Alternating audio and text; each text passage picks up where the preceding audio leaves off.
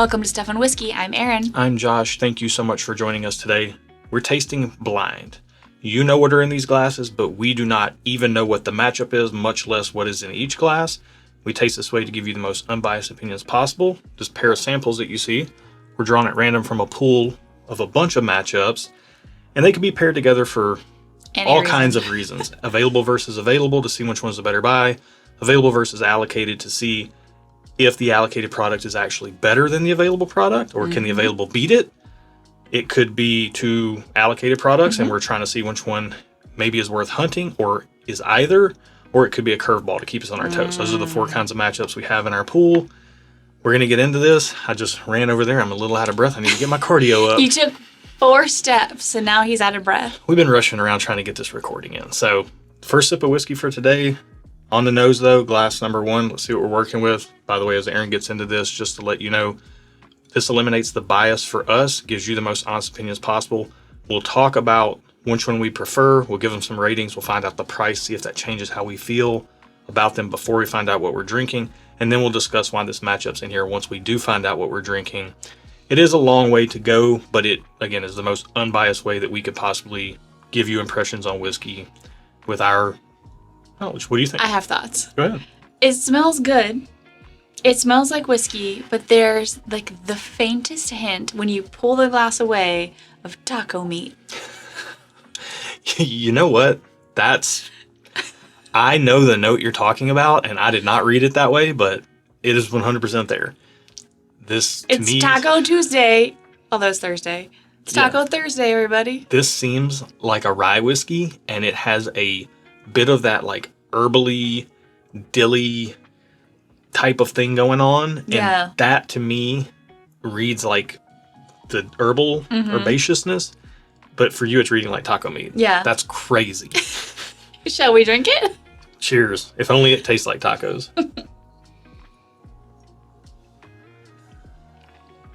And by taco meat, I mean seasoned beef, if anyone's wondering.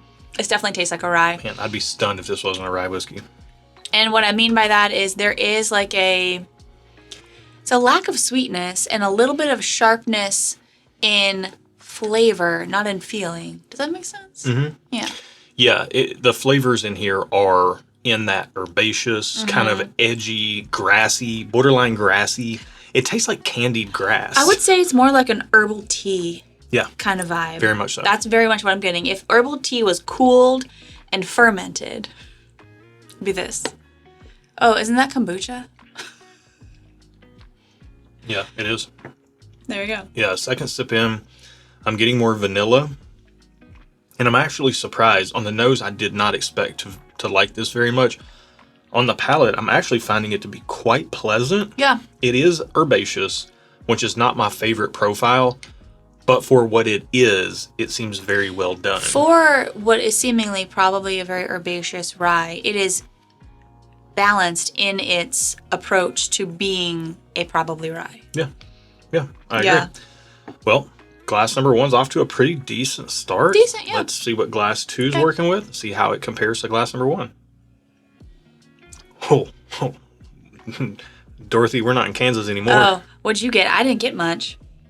I got banana runts. Oh, I can see that. And vanilla custard, like almost banana pudding almost. I'm getting imitation banana runts. Yes. It's like wait, hold on. Banana runts in and of themselves are an imitation of the banana flavor. I'm getting like a cheaper version of that. Like a dollar store banana runt? Mm-hmm. Like an off-brand banana runt. I don't know if those exist, but I know. In my mind, they do. To me, this this smells like sugary banana candy. I like that. Okay. Simple as that. Let's try it. Cheers.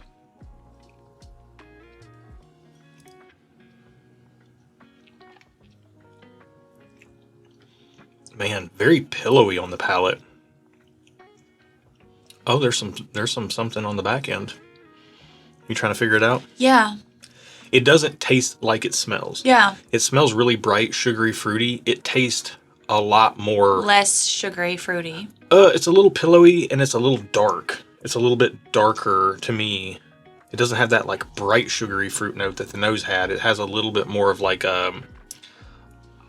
it's not brown sugar necessarily, but it's something in that direction that I can't quite put my finger on. I'm not... Okay. It's a subtle darkness. Mm-hmm. It's very subtle. Like, I wouldn't say light side, dark side. It's very subtle. My first initial sip, I almost got the pink runts. I think those might be strawberry runts, as opposed to the banana runts we got on the nose. My second sip, I got a little more what I think is barrel influence, because it was kind of warm and drying, like on my tongue. Yeah, I'm getting a lot more finish on the second glass on second sip. Second sip really sets in builds. with the oakiness on the back end. Yeah. Kind of ramps. It doesn't seem like it's packing a lot of proof. Maybe it's got age, and that's bringing the oak and driving some of the flavor, because glass 2 has a lot of flavor, whereas glass 1 was kind of sharp and herbal. Glass 2 is much more pillowy, darker, oakier, and I think the finish on glass 2, at least to me, stands out as being pretty remarkable compared to the first glass. The finish does. I don't know if I love the finish, but it has a better finish. A more lengthy, lingering finish. Yeah. Maybe not better, a longer finish. Right. Which sometimes is better. Depends on who you ask. Well, we will take a second to figure out which one we prefer, do a little back and forth, but while I'm giving my palate a little bit of a break, just took a little sip of water, I want to tell you about our Patreon community if you'd like to get plugged in over there.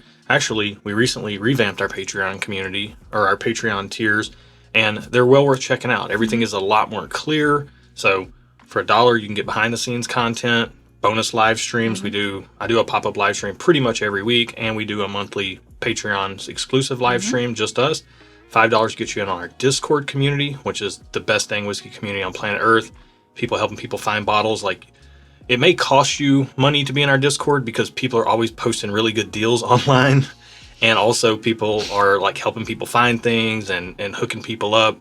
So it could end up actually costing you money, but $5 well spent to be a part of that community. Great people. And then $10 and up is part of our core barrel club.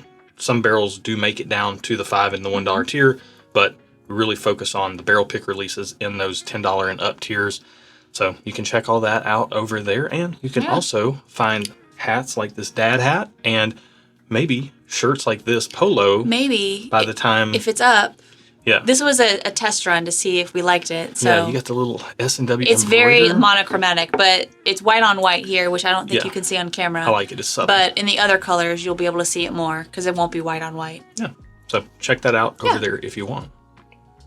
Okay. Do you have a preference? So going back, the nose of glass 1 got darker. Like when I started with glass 2 and then went to glass 1, the nose on glass 1 got darker, which I didn't expect. However, I don't know which one I like the taste of. Really? Yeah. Interesting. You can't pick? Is it a tie? It might be. I need one more little sip of each. But if you had to have a sip of another, that's how we differentiate. Sometimes things are really close, and the breaking point there is, all right, you're going to get one more glass of one of the other one of these. Which glass are you going to get another pour of? Okay. Even though it's a tie, technically, that can kind of break the tie for you.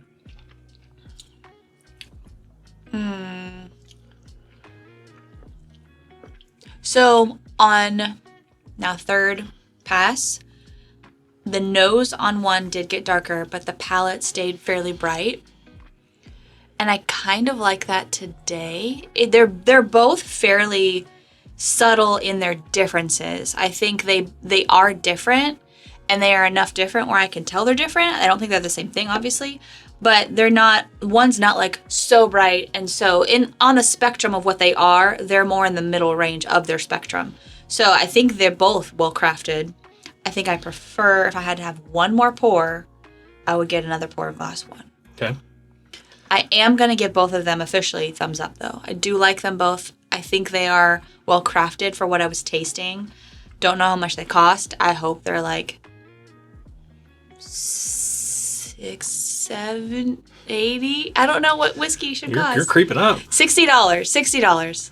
All right, you're creeping over there. I know that's probably wishful thinking. I don't think much is $60. Well, I'm tasting these and thinking of kind of that ballpark price range, especially for glass 1. For me, glass 2, easy winner. Okay. It's not even close. Glass 1, that herbaceous profile is just not my jam. Yeah. I can tell it's well made, but for me, it's going to be a just okay, borderline thumbs down. Wow. actually, in relation to this matchup, when I started with glass 2 and went to glass 1, I'm good. Like, I don't need to have any more glass 1. Interesting. But when I started with glass 1, I did really like it for what it was. Okay. It's just, I have to be in a specific mood for that. Yeah. So glass 1 is going to be a just okay, fairly soft for me. Wouldn't be surprised if it's 50 or $60. Glass number 2, strong thumbs up. I really like glass 2. Okay. It seems to me like it's going to have some age to it. $70 to $100 feels about right for me for what that is. Okay. Now, both of these seem to be lower proof, maybe around that 100 proof point. And maybe that's the rye. Maybe it's the first whiskeys of the day. Yeah, it is the first whiskey of the day. Because I was going to say the finish makes me think it might be slightly higher than 100 proof, but this is our first pour of the day. So we could just be a little bit off on that since we haven't had anything. And this is the first pour I've had in several days. Yeah. So your thumbs up on both. Yeah. I'm just okay on glass 1. Yep. Thumbs up on glass 2. Okay. Let's find out the price on glass number 1. Number 6 in our key is $70. That's what we said. You gonna Yeah. say thumbs up? I said 60. I'll say thumbs up. It's well made. And $70 isn't like horrible. Yeah, I'll stay just okay. If it were 100, I would go thumbs down. That would be a hard pass for me. But 70, you're getting good. You're getting even value for the money. Yeah, I think what I was tasting is worth $70. Do I want to pay $70? Not really, but I will because I think it's worth it. Right. Now, price on glass number 2, number 5 in our key. $35. Cheap. 2. Oh, can I go 2 thumbs up on glass 2? Sure. Oh my goodness. You're allowed to change after the price, right? That's a great. no? That's great value for the Aren't money. we? Yeah. Yeah. No, I'm like asking I mean, myself. these the are question. our rules, so yeah, if you want to. I think it's good. I'm not changing. It's not for me, like specifically. I don't have to have it. I do think it's very good value. I don't think it is such an exceptional value Okay. that I have to have it. But also, this isn't, either one of these aren't exactly my preferred flavor profile.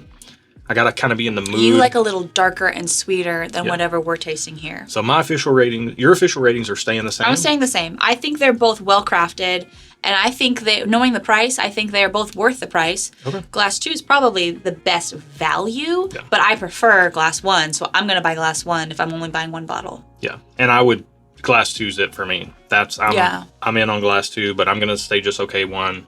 Thumbs up glass 2. Okay. Find out what we're drinking. Let's start with glass number 2, my preferred one. Number 5 in our key is Jack Daniel's Bonded Rye. It tastes like Jack Daniels. It tastes like the banana Reds. It tastes like Brown Foreman rye. I did not remember that we had this in our pool. But that makes so much sense. That's exactly what it tastes like. And it is 100 proof, bonded. By the way, great cocktail whiskey.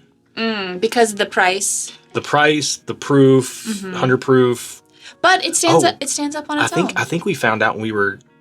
We'll talk about it in a second. But when we were doing, we'll talk about it now. We were doing picks at Jack Daniel's, so we have a barrel proof rye and a barrel proof Tennessee whiskey coming. The barrels are ready. When you're watching this, they're probably getting very close to releasing. And again, you get those barrel picks through our Patreon community if you want to get plugged in over there. But when we were there, they were telling us their bonded rye is like 7 or 8 years old. Oh. I think it's 8+ years old. So that you were kind of tasting the age. Yeah. In that. Yeah. Yeah. But you see bonded and you think it's got to be a minimum of 4. Yeah. That's not the case with, like, that stuff is coming out at 8+ years old. And I think our barrel proof rye pick is 8+ years old as well. Nice. It's a monster barrel. Yeah. All right. Okay. That was my favorite. What was your favorite? Bardstown Origin Series rye. Is that hard to find? Can we not find it? Is that 100 proof? 96 proof. 96. Okay. Wow. So 96 versus 100 Yeah. proof. Close and proof. I do want to say the Bardstown Glass 1 sample was thanks to Bill and Delia Kavanaugh. Thank you guys so much. So can you get that Origin Series? Both of these are readily available. Okay. The reason they were put in the pool is because the Bardstown Origin Rye, there is a cherry, like the barrel itself is constructed with regular charred oak staves as well as like infrared cherry wood staves. Okay. Infrared toasted cherry wood staves, I think, toasted. So you get like a little bit of a different zhuzh pizzazz on the Bardstown barrel. I don't know if I necessarily picked up on the extra zhuzh pizzazz. I didn't. Not blind. I preferred the taste. Maybe that was the zhuzh pizzazz in there that I preferred. But I have drank the Bardstown Origin Rye blind. All right, we're back from some technical difficulties. Glass number 1, the Bardstown Rye. I've had it before. I did like it, but it did come across a little herbal, dilly. That checked out here, whereas the Jack Daniel's Bonded Rye was more up my alley, but you like the Bardstown. Yep. Both readily available. Listen to what we said that we liked and didn't like about each of these pours. Make your own informed decision based on that information. Because they're both readily available, you don't have to rush out and get them, but maybe the next time you're in the store looking at the shelves, you can use this information to inform your purchasing decision. That's what we hope these videos are. Yeah. A little informative, a little fun, a little hanging out, having some pours, because that's what we like to do. So Absolutely. if you like that sort of thing, subscribe to the channel, like unbiased content, blind reviews, subscribe to the channel, hit the bell, like the video. Do the things. Do all the things. Yeah. Thank you guys so much for watching. Be good to each other. And until next time. Cheers.